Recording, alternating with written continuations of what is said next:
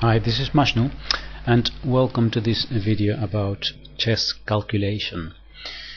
This is actually one of the most, well, perhaps the most important thing when we play a game.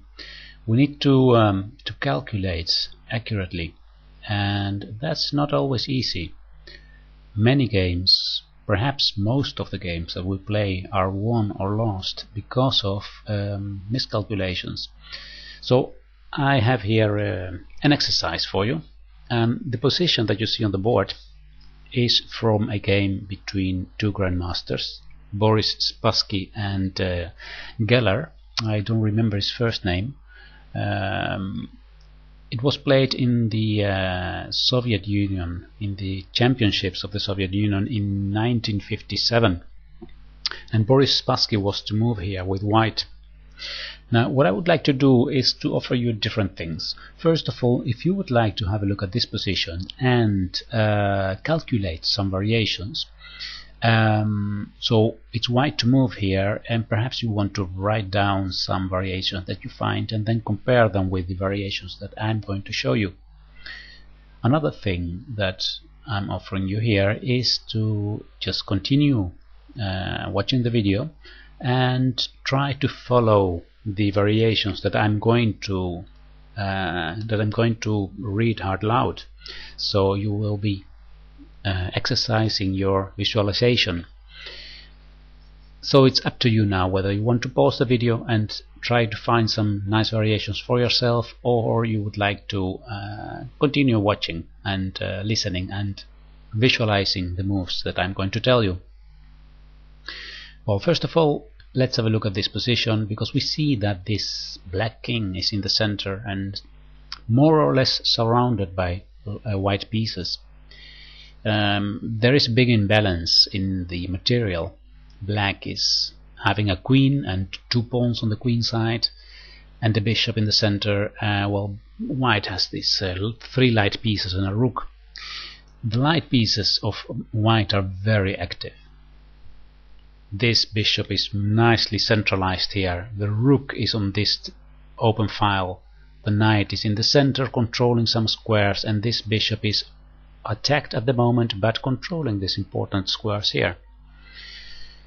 This means that if we look at the range of this bishop, that the black king looks a bit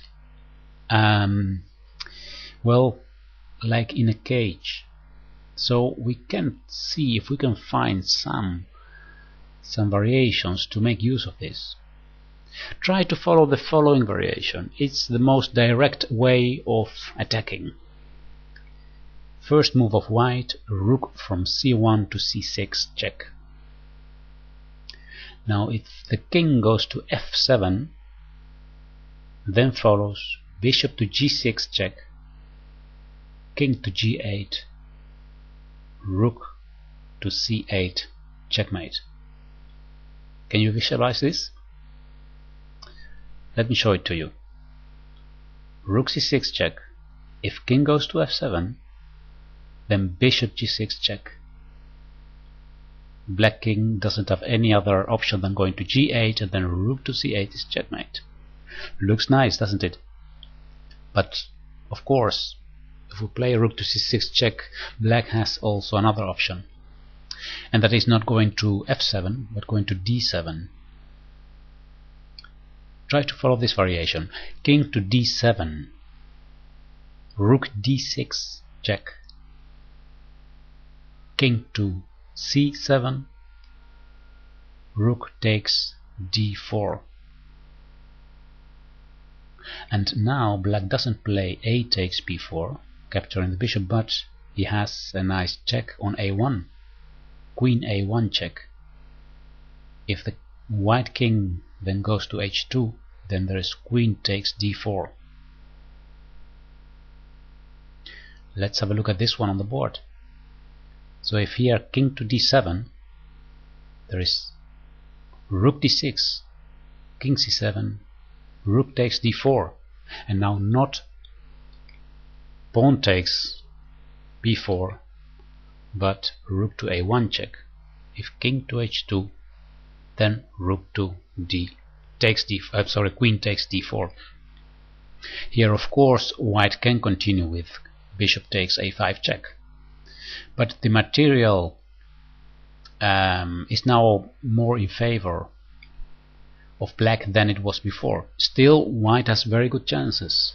These very active light pieces and the king with this open space around, but it's not that convincing. This is not convincingly winning for white. So we can conclude that in this position, after rook to c6 check, playing king to d7 is a very good idea. Let's have a look at another variation. Instead of rook to c6 check, so we return to the beginning.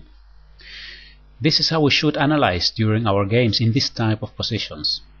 In some positions we need to calculate a lot, and in some other positions we don't need to calculate much. But this is one of those positions that look so dynamic that we need to do some calculation before we decide what to move.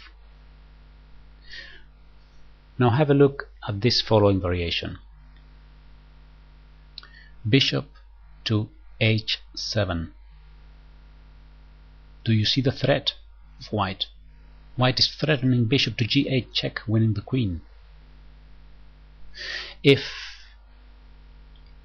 black replies king to f6 to go out of this diagonal, then white can continue with rook to c6 check, king f7, bishop g6 check, king to g8, and rook to c8 checkmate. Again, the same mating pattern that we saw in the first variation.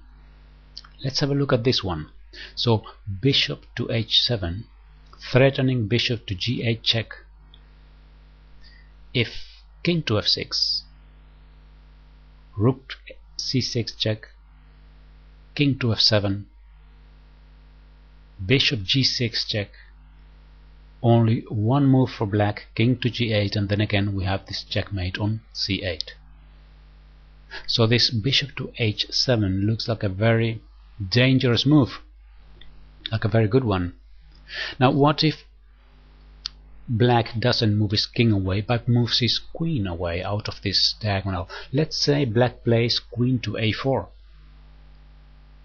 What happens then? Try to follow this variation. Queen to a4 in this position. White plays knight to f4 check. The king moves to e5. Now comes a beautiful sacrifice. Rook e1 check, leaving the knight on f4 undefended. So king takes f4. And now bishop to d6 check. And black has only one move left, bishop to e5, and this bishop is captured. Bishop takes e5 checkmate.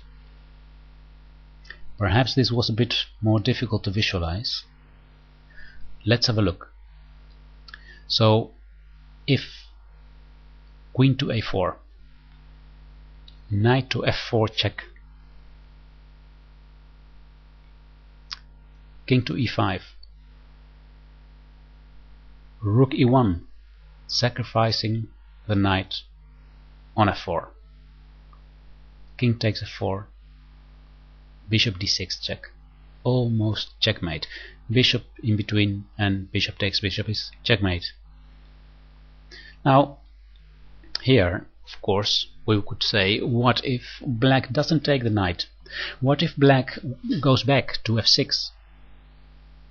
Now try to visualize this variation. King to f6, rook e6 check, king to f7, rook e7 check, king f8, knight g6 checkmate. Do you see this? Let's have a look. So if king to f6, to enter this variation, king to f6, rook e6 check, king has only one move, and that's going to f7. here another check here, right there, and if the king goes to f8, knight g6 check.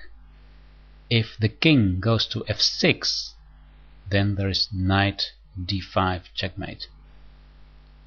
You see that? So king to f8, the knight on g6 is checkmate, and if the king goes to f6, there is knight d5 checkmate. By the way, knight to h5 is also checkmate. So as you see, in this type of positions, I return to the initial position, by the way, right here, we need to have a good look at different candidate moves. Like rook to c6 checks was one of them, bishop to h5, and perhaps there are more. This is only meant to show you how to clearly calculate. Simply going through one variation and then seeing if there are possibilities. If you don't find anything, look for another candidate move and then calculate again. There was a grandmaster, I don't remember who it was, who said that chess is 99% tactics. I don't remember if it was Botvinnik who said that or Fischer, I don't remember, perhaps you know that. But anyway, it is absolutely true that tactics and calculation and visualization are very, very, very important skills that we need to practice in our games. Okay, I hope you enjoyed this one. Thanks for watching, and I'll see you next time on YouTube. Goodbye.